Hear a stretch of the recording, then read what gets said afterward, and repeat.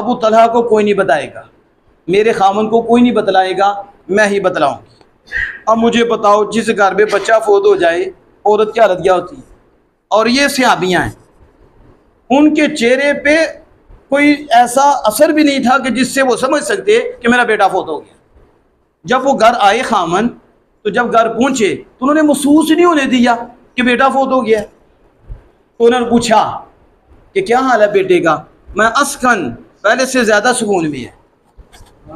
وہ پڑھی ہوئی تھی نا، اللہ نے ان کو علم دیا تھا، حضور صلی اللہ علیہ وسلم کے تھرو علم ملا تھا، تو انہوں نے کہا پہلے سے بھی زیادہ سکون میں ہے۔ کیا مطلب؟ اصل سکون تو اب ملا ہے جو مرنے کے بعد ہے۔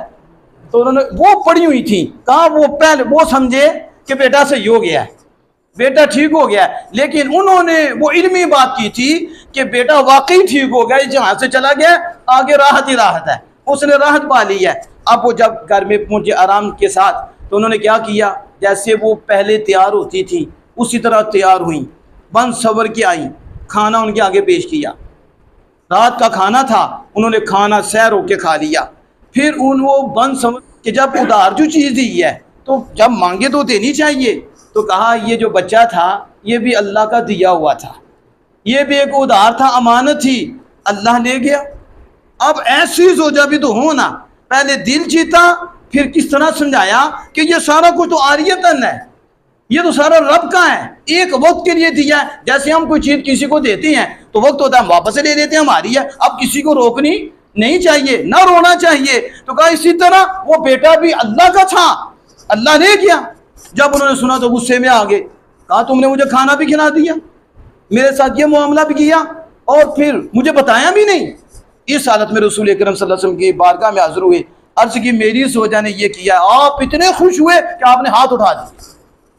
حضور کو راضی کرنا ہے، رب کو راضی کرنا ہے، پھر ایسی مصیبت پہ صبر کرنا ہے، پھر رب وہ دولت دیتا ہے کہ بندہ حیران ہو جاتا ہے۔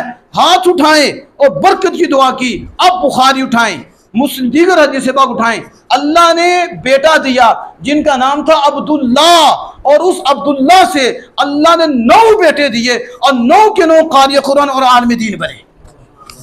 ایک ماں کا یہ کردار تھا کہ جس نے رب کو راضی کیا، رب کے فیصلے میں راضی کی رہی۔ اس انداز سے تو جب ماں صابرہ ہو جاتی ہے اور حلم کا یہ مظاہرہ کرتی ہے، اور جب صبر کرتا ہے باپ اور حلم کا مظاہرہ کرتا ہے، پھر رب اتنا راضی ہوتا ہے، اس کی برکتیں اولاد کو بھی ملتی ہیں، اولاد کے آگے پھر اگلی اولاد کو بھی ملتی ہیں، وہ برکتیں نسلوں تک جاری رہتی ہیں۔